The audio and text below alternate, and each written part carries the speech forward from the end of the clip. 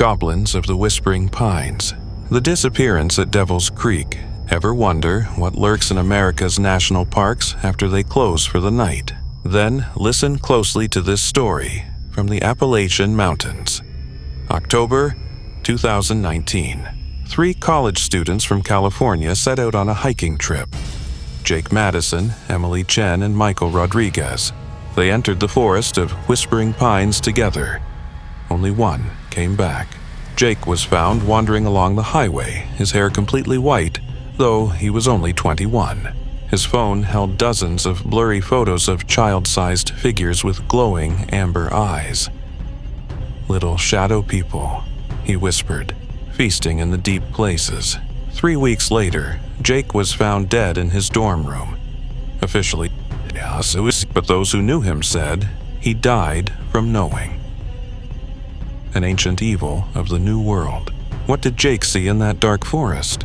Every ranger in the Appalachians knows the stories. Vanishing hikers, strange echoes in the valleys on moonless nights. Long before Europeans arrived, this land belonged to the Cherokee. They called the area the place where children cry.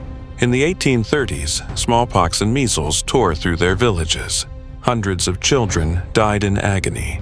They were buried in mass graves beneath what we now call Devil's Creek, but their souls never found peace in the white man's soil. Grief and rage warped those young spirits into something dark and hungry. They became the Keetochwa, shadow children guarding sacred ground from those who defile it. These beings, goblins born from American soil, wield powers our ancestors couldn't imagine. They rage against our technology like the dispossessed. GPS units glitch, cell towers fall silent, camera batteries drain in seconds. The goblins have studied our modern world and turned it against us. They mimic the sounds of civilization, police sirens, car alarms, even text message chimes. Anything to split up a group. Their minds are collective, stretching across miles of mountain terrain. What one sees, they all know. They strike with military precision, using abandoned mines as underground highways. They're the size of 10-year-olds, but with the cunning of ancient spirits. Clawed hands that can tear through Kevlar, teeth sharp enough to cut climbing rope, and their eyes carry 2 centuries of rage over broken treaties and stolen land. But they have weaknesses. Modern steel burns them like iron once did their ancestors. LED flashlights can blind them, if only briefly, and running water still blocks their path. Mountain streams carry the tears of the fallen. Small hands can carry old grudges. And the mountains remember what we prefer to forget. The night of the blood hunt, when Emily and Michael didn't return, their families demanded answers. The National Park Service launched a rescue mission with cutting-edge gear, thermal scanners, satellite comms, a $50,000 military drone. The team leader was Tom Harrison, a 30-year veteran of these mountains. They had everything, except a clue what they were really hunting. The tech interference started around 2 a.m. GPS showed impossible routes, some underground, some above the treetops. Thermal cameras picked up dozens of childlike shapes circling them, but there was nothing to see with the naked eye. Then came the sounds. Maria heard her daughter crying for help in the darkness. David's radio crackled with the voice of his supervisor, ordering them to abandon the search. Tom heard the distant wail of an ambulance siren. "Don't trust it," Tom shouted. But it was too late. The team scattered, each one chasing phantom sounds. The drone went down first, its rotors shredded by tiny claws. One by one, the voices on the radios fell silent. Tom found himself alone in the Lucky Strike mine, following what he thought was Maria's voice. That's where he met their leader. It emerged from the mine shaft like a nightmare made flesh, no taller than a 5th grader, yet its presence choked the air with terror. Its skin was the color of old coal. Its eyes burned with phosphorescent rage. "Why you come to our place?" it asked. in a child's voice laced with broken English and Cherokee. Tom raised a flare.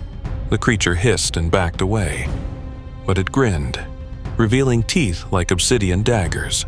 "We remember you," it whispered. "We remember your kind. You took our land. You killed our families. You built roads on our graves. Now you come here with your machines, thinking you're safe." The goblin pointed into the darkness. Tom heard them. Hundreds of tiny voices, giggling and whispering in the abandoned shafts. "We are patient," the creature continued. "We wait. We watch. We learn your ways. And one by one, we return you to the ground where you belong." Tom ran. Through collapsing tunnels and under subterranean streams, Tom Harrison ran through the mountain's veins, chased by the dead. He burst to the surface at dawn, the voices behind him fading to whispers and then to silence. Tom Harrison was the only survivor. The official report blamed equipment failure and disorientation underground, but Tom knew the truth. Echoes in Silicon Valley. The story spread through internet forums, where modern myths are born. Reddit dissected every detail. YouTube videos analyzing Emily's blurry phone images racked up millions of views. The Whispering Pines section of the park was closed indefinitely due to geological instability. Security cameras were installed, but they glitched often, showing empty forest one moment, shadowy figures the next. Still, people came. Urban explorers with night vision goggles, paranormal hunters with EMF detectors, influencers hoping to catch a ghost clip and go viral. Most were turned away by rangers. Some slipped through under cover of night. Not all came back. The children of Devil's Creek had tasted modern fear and found it sweet. In our connected age, the Shadow Children found new hunting grounds. They learned to travel through fiber optic cables like tunnels, to hide in wireless signals like digital ghosts. Smart home devices activate in empty rooms. Voices of children asking for help. Tech companies quietly rolled out new algorithms to flag and erase this anomalous content. But the digital trail keeps spreading. The children of Devil's Creek have learned to hunt in cyberspace. The end? Somewhere in the Appalachian Mountains, Tom Harrison lives in a cabin. No electricity, no internet, no connection to the modern world. And on quiet nights he hears them calling to him from the trees. The voices of dead children, now speaking in a strange blend of Cherokee, English, and the languages of the digital age. They remember him. They are patient. They can wait. But each year, more hikers vanish. Each year, the electronic anomalies spread. Each year, the line between the old world and the new grows thinner. And so ends this tale of America's newest monsters, born from our oldest sins, armed with our newest technology. Rangers still say that on moonless nights, you can hear the laughter of children echoing through Devil's Creek, now mingled with the ghostly sounds of ringtones and notifications. But in the age of smartphones and social media, who will dare hike into those hills to live stream the truth? The goblins of Whispering Pines are waiting. They have all the time in the world, and they've learned to be very, very patient, because every American carries a tracking device in their pocket. And in those quiet moments between notifications, when your phone screen goes dark and reflects your face like a black mirror, can you really be sure you're alone?